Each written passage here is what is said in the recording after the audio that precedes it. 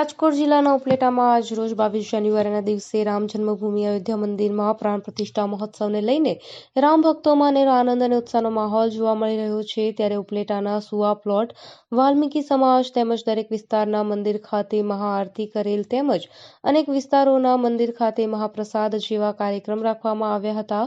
તેમજ ડીજેના તાલે બાઇક રેલીનું પણ આયોજન કરવામાં આવ્યું હતું, જેમાં બહોળી સંખ્યામાં બાઇક રેલીમાં રામ ભક્તો જોડાયા હતા। તેમજ દરેક વિસ્તારોની ગલીઓમાં રંગોળીઓ સાથે ઘરોને પણ રોશનીથી શણગારવામાં આવેલ તેમજ દરેક વિસ્તારમાં આવેલા મંદિરો તેમજ ઉપલેટાના જાહેર માર્ગ, બસ સ્ટેશન ચોક, બાવલા ચોક તેમજ ગાંધી ચોક જેવા સ્થળો રોશનીથી ઝગમગી ઉઠ્યા હતા અને ભક્તિમય માહોલ જોવા મળેલ અને જય શ્રી રામના નારા લાગ્યા હતા।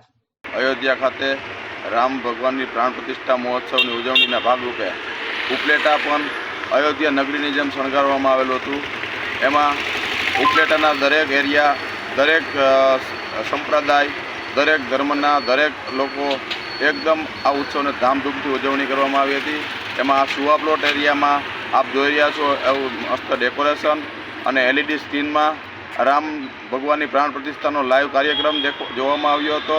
ડીજે સાથે રાસ ગરબા અને રોજ રાત્રિએ ધૂન, કીર્તન, પ્રસાદી એવા વિવિધ કાર્યક્રમો દ્વારા ઉજવણી કરવામાં આવી હતી।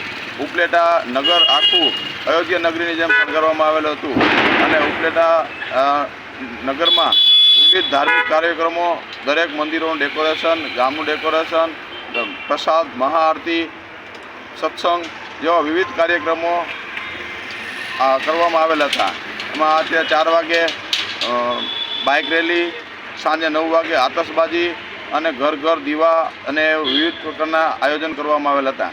અયોધ્યા મુકામે તારીખ 22ના રોજ જે રામ મંદિરની અંદર પ્રાણ પ્રતિષ્ઠાનો કાર્યક્રમ હતો, એના અંતર્ગત ઉપલેટા મુકામે પણ એક જબરજસ્ત કાર્યક્રમો કરવામાં આવ્યા હતા। બધા જ વિસ્તારોની અંદર ખીચડી હનુમાન છે, બસ સ્ટેન્ડ ચોક છે, નાગનાથ ચોક છે, અનેક વિસ્તારોની અંદર પોતપોતાની રીતે બધા લોકોના વિસ્તારના લોકોએ પોતાની રીતે રામ ભગવાનની મૂર્તિ મૂકી આરતી પૂજા કરી, રાસ ગરબા કર્યા અને ત્યાં પોતે જમણવારના કાર્યક્રમો કર્યા। આજ સવારનો કાર્યક્રમ હતો, બપોરે 12:30 વાગે એક આરતીનો કાર્યક્રમ હતો। ત્યારબાદ આજ બપોર પછી 4 વાગે એક બાઇક રેલી હતી યુવાન ભાઈઓની। એ જીનબીલ ચોકથી ચાલુ થઈ બસ સ્ટેન્ડ ચોક, બાવલા ચોક, ગાંધી ચોક, નાગનાથ ચોક થઈ અને ફરી મંડપ રોડ ઉપર થઈ અને ફરી રામ મંદિરે પૂર્ણ કરાવી હતી। પણ આ બાઇક રેલીની અંદર ભુવાન ભાઈઓ આશરે 5 જેટલા ભાઈઓએ ભાગ લીધો અને એક વિશાળ રેલી એવડી મોટી જબરજસ્ત હતી કે જે ન ભૂત અને ભવિષ્ય આખા ઉપલેટાની અંદર અત્યારે રેલી નીકળી નથી।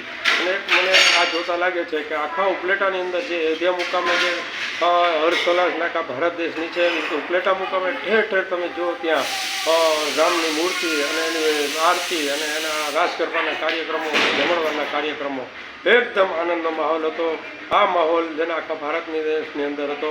મોદી સાહેબે જે આ ભારત દેશના હિન્દુ ભાઈઓનું જે સપનું હતું કે રામ મંદિર થાય અને રામ મંદિરની અંદર રામ મંદિરની મૂર્તિની પ્રાણ પ્રતિષ્ઠા થાય, એ કાર્યક્રમ બધે લાઈવ પ્રસારણ કરવામાં આવ્યું હતું અને ઠેર ઠેર બધાને સોસાયટી વિસ્તારમાં પણ લાઈવ પ્રસારણ થયું હતું અને લોકો એમાં મોટી બધી સંખ્યામાં બધા એમાં રસ લઈ અને બધા નિહાળ્યો છે અને ખૂબ જ આનંદની વાત છે। મજા આવી ગઈ બધા લોકોને અને ઉપલેટામાં આ એક માહોલ જે થયો છે એ ખરેખર એક દર્શનીય છે અને લોકોને ખરેખર આનંદની વાત હતી।